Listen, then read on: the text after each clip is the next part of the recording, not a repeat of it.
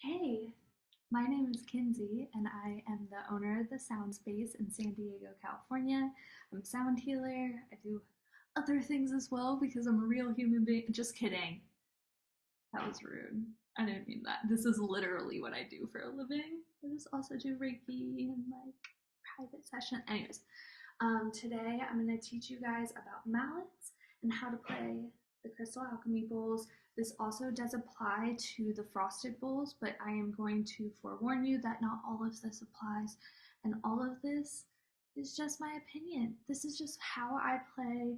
This is what I think. There are other ways to play, and I'm not right, and they're not wrong, and they're not right, and I'm wrong. We just all have our techniques. So, mallets. These are the two that I work with. These are the two that I sell. They are by Crystal Tones, my company. So the first one is the Suede Mallet. It is the OG mallet. I have these are the mallets that came with my original set, which is now like 8 years old. Still got the mallets, still going strong. They have this little like plasticky part on the ends. So when we're playing, do not touch this on the bowl. If you have frosted bowls, it's probably not as like big of a deal. Alchemy bowls, no, no, no, plastic. Suede only. These are the new and improved mallets. It's upside down. These are because suede is leather, and there's a lot of vegans in the world. Not quite as many anymore, though. Have you noticed? And we now have a silicone one. So this is 100% silicone. There's no differences. It's nice and soft and smooth because it's brand new. I have my personal mallet. It gets dirty and it gets a little sticky, which actually helps bring out the sound a little bit faster. But new mallet. There are also mallets called half dip mallets that are like suede on one side, and then this is not silicone. To be honest, don't know what it is, but these exist as well. There's also many other types of mallets. There's the little ball ones, little ball ones. Those are great. You play them differently. These techniques apply, but like not 100%. So holding the mallet, you want to hold it like a pencil. So some people hold them like this. I do not recommend this because it could just fall out of your hand at any second. And you don't want to hold it way up here where it's going to fall out. You want to kind of hold it a little bit down. But you hold it like a pencil. This is how I hold a pencil. Okay? And we got, it's like a chopstick situation, and I suck at chopsticks. But it's like a chopstick situation, okay? Where you'd like use our fingers. However you make a pencil work, that's how we're gonna make these work. Same rules apply to this bad boy. Um, let's get to it. Okay, here we are. We're ready to play. I will say I do recommend having both of these mallets. The suede mallet is much more of a warmer sound. It's great for dinging the bowl. So suede, dinging the bowl, kissing the bowl, chiming the bowl, whatever you want to call it. That's what these bad boys are for. This is what I use them for. You can go around them. They make a little bit of a scraping sound that people don't love. That's why we love these new ones. I did virtual sound baths during COVID for a long time.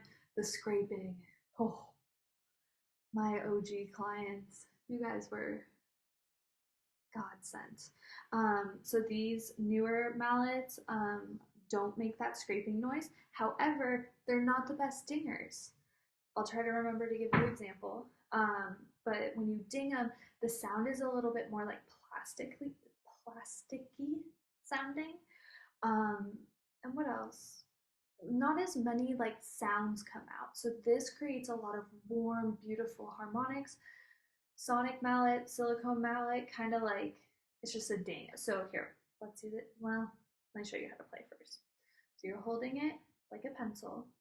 This is the way that I play. There's another way to do it. I'll show you the other way first. The other way, if you have one single bowl or this is like more comfortable for you, is actually not holding it like a pencil, it's holding it like a stick or baseball bat. You never hit the bowl, you kiss the bowl, you chime it, or be nice and gentle. If you have a frosted bowl, you might need to apply a little bit more force to get that baby singing. Alchemy bowls, they got a voice, they got a consciousness, they know what they want to say. We just got to get them talking. For this, you do not ever want to hit this little plasticky part. So when you're hitting it on the side, you want to hit it right in the middle. So it's like, okay, right here in the middle, not over here, okay, or else you're going to hit the plasticky part. And then you want to do like halfway up the bowl, but a little bit higher. There we go. That's really safe if you have one bowl or if that just makes you feel more comfortable. This takes like a little bit of practice, and you got it. Got it. You can practice this. You got this. So what we're doing is we're letting gravity do the work. So I am not using my hand to hit the bowl. I'm sure some people do that and have success with that. I'm sure it works great. This is my technique. This is what I do. We use gravity, okay? And there is an angle situation happening here. 45 degrees, baby. 45 degrees right here. You do not want to have your hand up right, like right above the bowl where this plasticky part is going to hit it, okay? When the plasticky part hits it, it don't sound good for the ears. It don't sound good for the experience. The bowls don't like it. Don't do that. Hit the mallet. And when you ding it, you want to make sure that you're safe. So you want to hit it almost like halfway up or like a quarter. So I'm holding it like a quarter, hitting it, okay, maybe thirds. Third. So I'm hitting, I have my hand like slightly over the rim, because if I was here and I was doing this, I would like hit the bowl like that. So you can't have your hand way back here.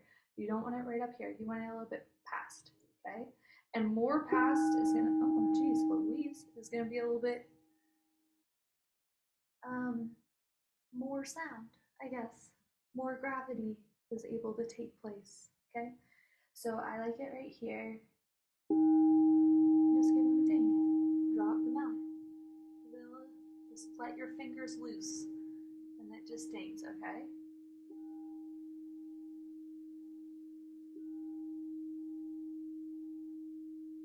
I think that's all you need to know. We got a 45-degree angle. Gravity does the work. No wrist action, no bicep, tricep, shoulder, none of this, none of my physical body.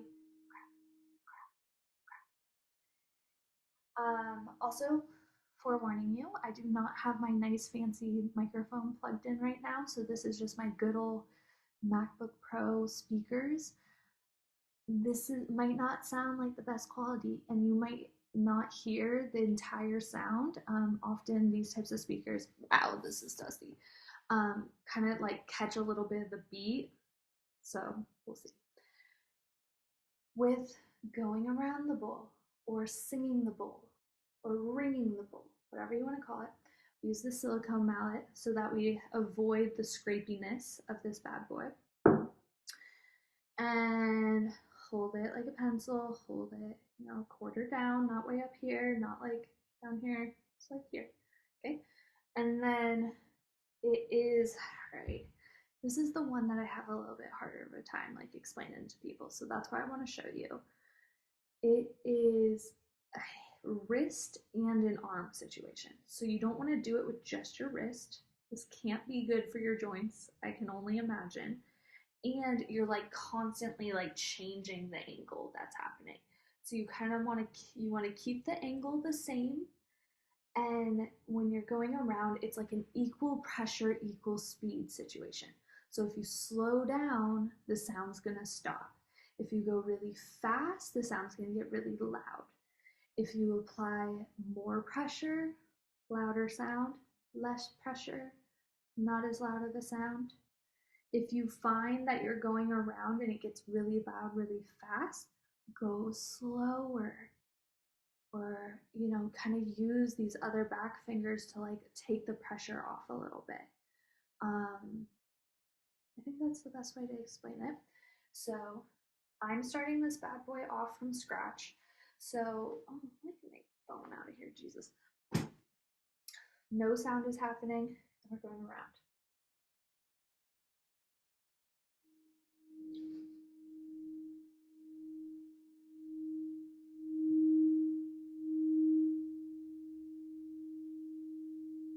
And then they just ring. So, not sure if I already explained this part yet. With the alchemy bowls, this kind of applies, this doesn't totally apply to frosted bowls, but this is more for the alchemy bowls. They have a consciousness of their own. They are the teacher, and you are just the person getting it to start talking, okay? And they have what they want to say. So you don't want to keep pressing and pushing and pulling the sound out when it starts yelling at you or screaming at you or starts like reverberating back towards you. You'll feel it through the mallet. You get like, I literally want to show you guys what I'm talking about, but I don't think that I can. Like, I'm so have as such an aversion to it that like I don't even know if I can do it. I'll try. Plus, like, I don't want to piss off my neighbors, you know, do too much sound. So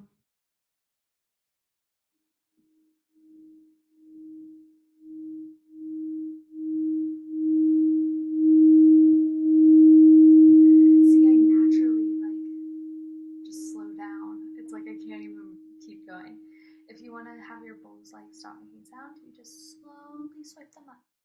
You also can just like hold them, but it's nice to give it some time to ring it out. The one other thing you might want to know is often, myself included, lots of other people, you want to ding the bowl and then you want to go around to keep the sound continuing. Um, and as part of that, it's really important when like it's already ringing and you go around it, you can't just like put the mallet on and then start. You're gonna mute out the sound initially, and that's like everyone can hear that. So you want to be like really congruent. You want to just catch the beat, catch the orbit, bounce on in there. So let's give that a ding. Let them ring a little bit. And then, oh, jeez Louise. It's like, bitch, you were just so loud. Why'd you make me do that? Sorry.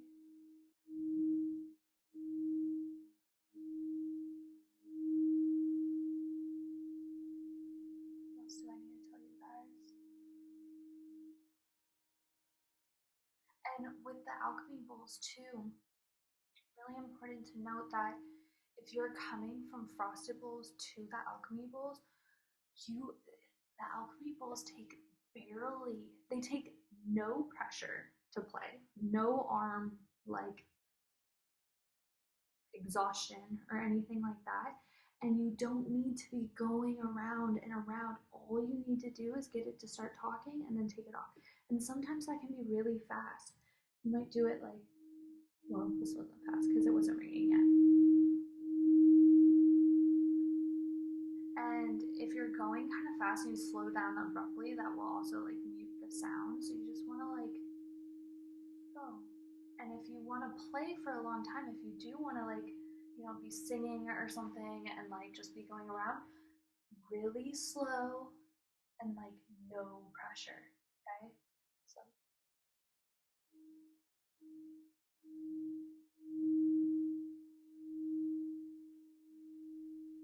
you could do this all day. But I wouldn't, because why would I physically exert myself when I don't need to, and this bad boy just wants to talk on itself? So you can just give it a little like half turn. And that's all I did. There is a thing about like going clockwise versus counterclockwise. Literally, it doesn't matter at all, at all. But if you want to get all intentional about it, clockwise is pulling energy in, counterclockwise is releasing energy out.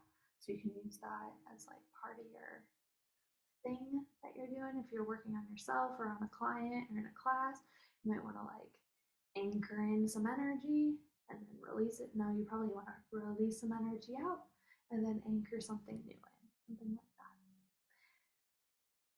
now you know how to play pool. Please let me know if you have any questions. I tried to hit all the things. Actually, here, let me look at my list real quick. Let me make sure I hit all the marks that I need to tell you guys. Don't let it yell. Equal pressure, equal speed. You got a 45-degree angle, and that applies to this guy going around too. And I had kind of mentioned this, that like you want to keep this angle kind of the same all the way around. So see, when I'm here, it's this angle, and here it's the same angle. And you want to, on these guys, both mallets, when you're hitting them, like have it high enough up. You don't want to be like all the way like up here. You want to be down here. You want to play around the rim, not the top, not the side. There is like other techniques. Oh, jeez Louise. Where you can like play it like a violin. That's kind of like a more advanced technique. I don't really play like that very much. I find that, when I'm in my zone, it's like, let's stick to basics. Equal angle. Oh, and if you're having a hard time with like the wrist movement, arm movement, you're painting a circle. You're painting a perfect circle. So you're not painting like, you're not doing this. You're painting a circle. You're stirring a pot. And it just takes practice. So practice it up. Don't make your bowl yell. Once it hits that level, just take off the mallet, let it ring.